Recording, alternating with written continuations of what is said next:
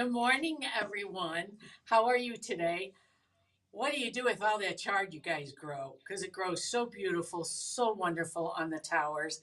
But I'm going to step to the side here and show you how fast these towers are growing. Aren't they just beautiful? And each week we're adding more produce to each of the towers, and pretty soon that room will be so gorgeous and green vegetables. I just can't wait. How about you, Rick? Yeah, it's moving along well. Okay, so we have a recipe that we did some of the put togethers together before we got on because it's a little involved, but it's easy. Okay, it's very easy. And what we did is we cooked a cup of farro. Now, if you don't want to use farro, you can use like quinoa or something like that, but we need this nutty flavor because we are working with chard today. Okay, and this is how the chard grew on our towers. Preferably, we took the baby ones off and chopped them up for you because we have the leaves chopped and we have the stems. So this whole thing is being used, and because of it getting a bitter taste, we use a splash of wine with it, or you can use lemon juice for it. So that's really cool. Did you know we could interchange those? Only till you said it last night. Okay. See what happens when you read instructions, guys? And speaking of, our instructions are down in the comments, right? Okay. So what I did is I put a tablespoon of olive oil in this bowl, and we took our minced garlic, just one clove, and put it in here with it. I added some salt and pepper to it, and now we're going to add just a splash of. You're going to pull that out of there, Rick. Yeah. Am I on the wrong one? Yep. Okay, so we're not going to add the splash of wine yet. Rick, we forgot to take the lid off the wine. That's what makes this so cool. Okay, in our bowl we did a tablespoon of olive oil. We did the garlic and mustard, not the wine. Yeah, it does say wine. Oh. So, see, he's trying to confuse me. And salt and pepper. So we're just going to mix this up. Now, when you cook your farro, you want it warm when you add it to this because the warm farro. Now let me give you a trick here before I go any further. We cooked this ahead of time and we just reheated it in the microwave to be warm enough, but you need it warm enough to kind of toast up that garlic in there. And we have it just warm enough to do that. You know what, Rick? I think I'm going to move to that other spoon. So all you're doing is farro, quinoa, orzo, whatever you have that's kind of got this beautiful nutty flavor. We have a splash of wine in here, a little garlic, and olive oil. Can you already see how this is going to be nice and delicate to eat and not heavy and weight it down? Now, Rick is going to turn on our skillet here, and he is going to cook us up. You need the spoon. We have a couple teaspoons of olive oil in there, and we are going to throw in the stems. And Rick's got them chopped up pretty small, so it won't take long for those to cook. If you chop them bigger, cook them a little longer. Good. I know this is the first time we're using this pan, guys, so this is a true testament. I would go ahead and put it in, stir it. Okay, so he's going to add that. He's going to start cooking that in the olive oil. While you're doing that, I'm going to get in here and add some salt and pepper again. And then get that going. And then, hear it? Okay, now we're going to add this leaves. See how easy this is? What? Okay, and it's only going to take like a couple minutes. Oh, we need this plate, don't we?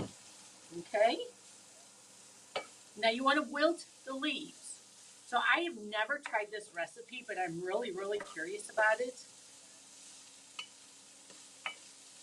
What do you think? Are the leaves wilting yet? They're starting to. Starting to? Okay. All right. You're going to have to pull that off, and I'm going to add a splash of wine to it again. Now, once again, if you don't want to use wine, just squeeze a lemon over it. Cut that lemon in half and squeeze it over there. I hope the noise of our our cooktop is not distracting you. Oh, look at that. That just settled that all down, didn't it? Yeah. Okay, so there's a trick to this because normally I would use rainbow chard, and you don't want all those looking really like the colors blended. It makes an ugly color.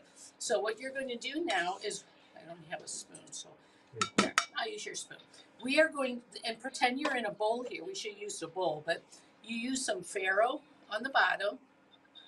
We're going to put some, whoops, this is so much fun. Not because I want some of, no, I want some of the stems. You're doing your chard on top, and this is a 2-serving recipe, so you can see you can double it real easy. And it's so fast to make, you can make plenty more. You're going to add some feta cheese on top of that. Just a little bit of feta. In Rick's case, he loves cheese, so we add extra for him. Don't we, honey? Always good. And then what we did is we pre-toasted the pine nuts. So are you guys getting the idea how easy this can be? Pre-make the farro, like when you're at night getting ready for the next day. You just pre-cook this, we put in the fridge, and then when we wanted to add it to the garlic and olive oil mixture, we just heated it back up and it did its job. And then you saw how fast that cooked. Now we're going to add some pine nuts to this. And look at how delicious that is. So normally it's a 2-person recipe, so this would be covered with more. Stick a piece of what, fish? I picture fish with this. I don't know why. Or grilled chicken. Yeah, pork. You could even do a good steak with it. I don't see why not.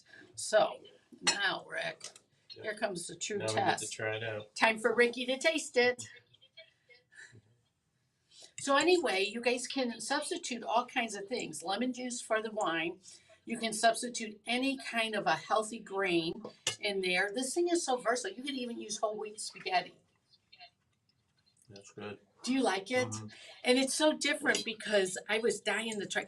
Chard has a bitter taste, and I'm trying to find recipes to eat the chard so it's not so bitter. Oh, I can't. No bitter. Let me put it's that not on. Bitter at all. Oh, I love the garlic. Mm-hmm. And I'm not a big garlic eater. It's got a real good flavor. It has a really good flavor. Let's see, I have some notes here. Let me tell you what they said. A handful of golden raisins, if you want to sweeten it up a little bit, gives it that pop of sweetness, which I think would be excellent in there. Absolutely excellent. The raisins. I think the pomegranate would be. Oh, pomegranate would be great in there. You can use toasted almonds instead of the pine nuts. The original recipe called for walnuts, but I can't eat walnuts. That's why I did pine nuts. But you could use almonds also. And then, that's everything that it says. Oh, you could use goat cheese or feta cheese. So I like this recipe. What do you think? Yeah, it's very good. This went together so fast that this would be an easy meal to make for guests. Yeah, and with all the green, it's almost like a side dish too. Do a side dish or a main dish. You could top it with a piece of meat, and wow, that would be excellent. You guys, this is a really, really good recipe. I love the fact that I bought this tower and I never ate vegetables. And so now I get to experiment with all these different vegetables, trying to find new things to make. And I'm telling you, I'm loving vegetables more and more every day. And I've really gotten into these grains. I don't eat just white pasta anymore. I like using all kinds of these whole grains like the farro and the zorro and quinoa. And what was the other one we use at home? I'm trying to think. We use a lot of barley and things like that. So guys, it's just lentils. So just start shifting into those and you will really start feeling better. If you guys have, excuse me, if you have a recipe, send it to us. We're happy to try it online here. And if you have any questions about the towers, if you want to come see our farm, please stop in or give us a holler and set up a time that you're coming by. We don't care. We're here all the time. And we are very excited about our farm. Things are really starting to pop here. And just go online to Nancy's Urban Tower Farm to find out what classes are coming up. We're putting in a whole new batch this week. So give us till about the end of the week and you'll find out what's really going on next month. And I think that's all I have. Do you got anything else? That'd be a good lunch. Oh, he's looking forward to lunch now, guys. Okay, you guys go out and have a great day. If you need us, reach out to us, send us recipes. We absolutely love it. Next week, I think I'm planning on doing a recipe that someone gave me at our networking group, and it is going to involve pumpkin, but that's okay because we still have pumpkins in our basement, in a nice, cool basement that we grew over the summer. So that's what we're going to be using. So until next week, you guys stay safe and have a great week. The weather's beautiful. Bye. Bye. Okay, this rocks. Nice. I want to taste it again. Yeah, I didn't think It it was. surprised me with the flavor of it. Mm-hmm. I didn't know what to expect, but it was all. I think the garlic is a set off in the lime. Yeah. Here, want to try more? Mm-hmm. Yep. Garlic is fantastic in there. And I'm not big on garlic. This is so good. Ha! Give me hands up again. Ha! We did it. Yep.